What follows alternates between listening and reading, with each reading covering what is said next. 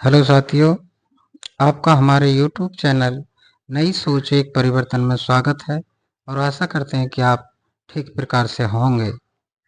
आज का विषय है कि ईश्वर नहीं होता क्योंकि लोग ऐसा मानते हैं।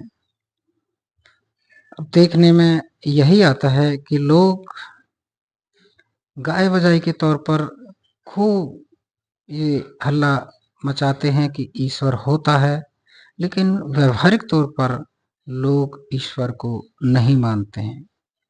तो साथियों, आइए आज हम यही देखने और समझने की कोशिश करेंगे कि क्या लोग ईश्वर को मानते हैं या झूठी ही गाय बजाई करते हैं। तो देखने में यह आता है कि लोग ईश्वर के बारे में जिस तरह कहते हैं कि ईश्वर शक्तिमान है और ईश्वर न्याय करता है, वह सब कुछ करता है और सब कुछ कर सकता है। जब लोग ऐसा मानते हैं तो लोग अपनी तरफ से अपनी तरह से किसी निर्णय, न्याय और फैसले करने के लिए क्यों आतुर होते हैं। अगर हम ये मानते हैं कि ईश्वर न्याय करता है और सर्वशक्तिमान है, ईश्वर सबको सबकी तरफ देख रहा है, कोई भी अन्याय नहीं होने देगा, तो हम ऐसा पेशेंस और विश्वास क्यों नहीं करते कि ईश्वर हमारे लिए न्याय करेगा। बल्कि देखने पर ऐसा मिलता है कि अगर सामने वाला गाली देता है तो हम भी उसके एवज में उसे गाली देते हैं। अगर हम पर कोई मारपीट करता है तो हम भी उसके मारपीट करने के लिए आतुर हो जाते हैं। ऐसा ईश्वर को मानने के साथ क्यों है?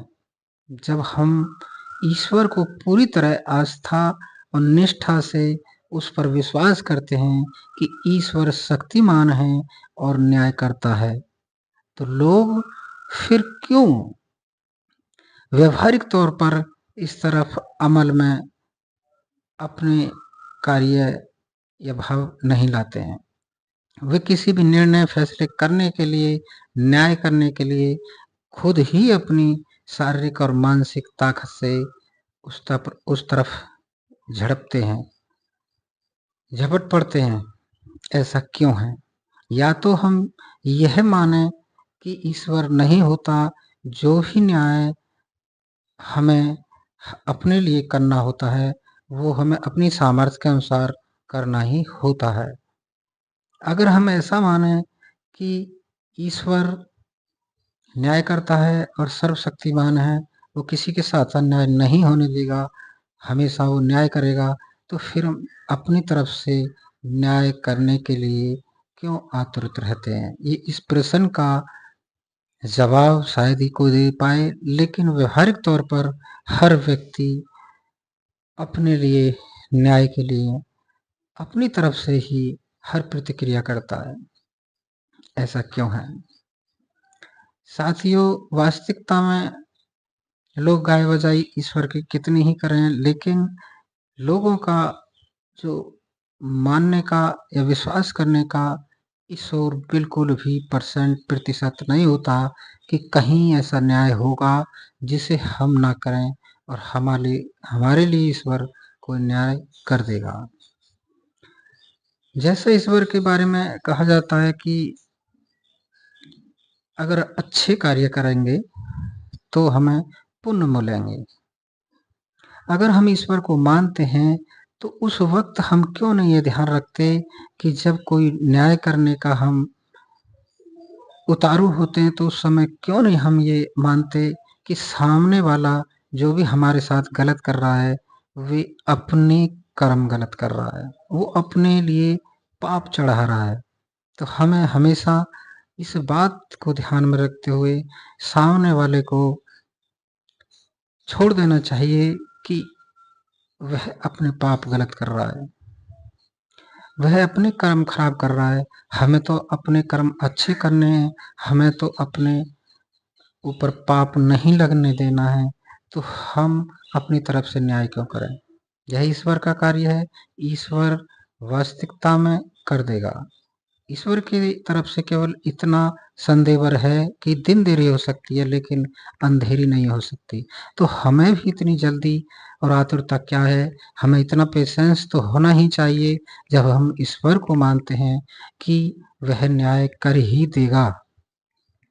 जब हम ईश्वर के बारे में ऐसा मानते हैं कि जो अच्छे कार्य करेगा, जो भले कार्य करेगा उसे स्वर्ग मिलेगा, तो हम किसी के साथ कोई भी न्याय की प्रक्रिया करने से पहले ऐसा क्यों नहीं मान लेते कि जो हमारे साथ गलत कर रहा है उसे नरक मिलेगा और हमें स्वर्ग मिलेगा।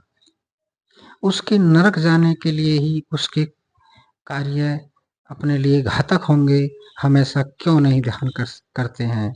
ईश्वर को मानते हुए हम ये क्यों नहीं ध्यान करते हैं कि वह जो भी कुछ हमारे साथ गलत कर रहा है उसका ईश्वर मतलब न्याय के तौर पर उसके साथ सजा उसे ज़रूर देगा। हम सजा देने वाले कौन होते हैं? लेकिन देखने में यही लगता है कि हर व्यक्ति अपनी तरफ से अपने न्याय के लिए पहल करता है, करता था, कर रहा है और आगे भी करता रहेगा। हम एक बड़े नज़रिए से देखें तो हर देश के पास इतने हथियार हैं। आज तो हथियारों की आधुनिकता की बात की जाए तो परमाणु बम है, हाइड्रोजन बम है।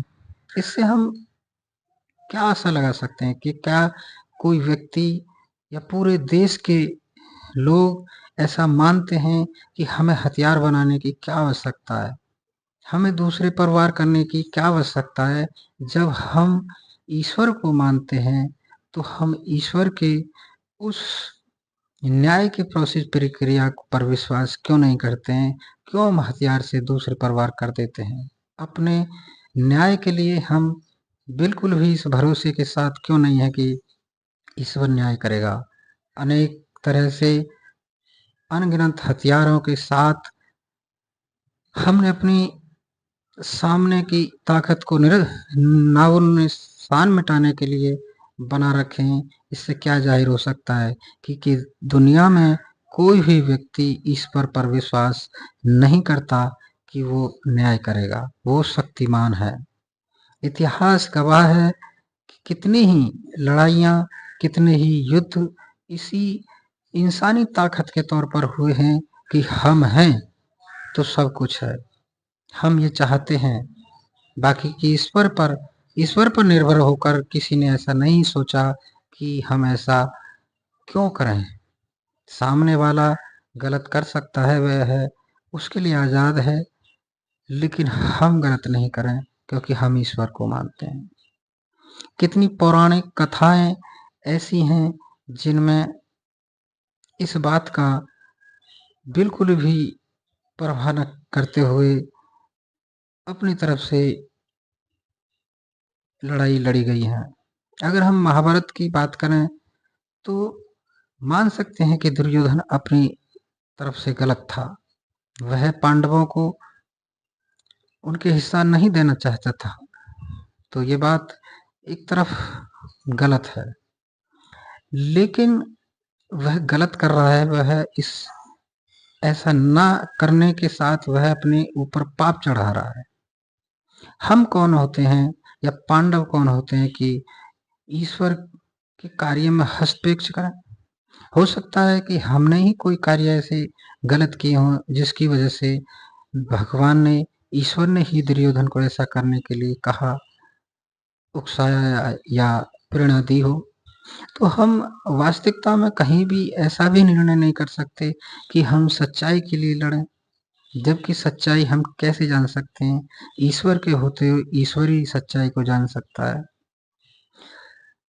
तो इस तरह पांडवों ने भी उतावलापन यही दिखाया कि हम धर्म के लिए लड़ाई लड़ रहे हैं, बल्कि धर्म की लड़ाई या किसी भी तरफ की लड़ाई, बात विषय यह है कि हमारे साथ ईश्वर न्याय करेगा या नहीं करेगा। या तो हमें ऐसा विश्वास भरोसा करना चाहिए कि ईश्वर शक्तिमान है और न्याय करता है, या फिर हमें ऐसा मानना चाहिए कि ईश्वर न शक्तिमान है न न्याय करता है, या ईश्वर है ही नहीं।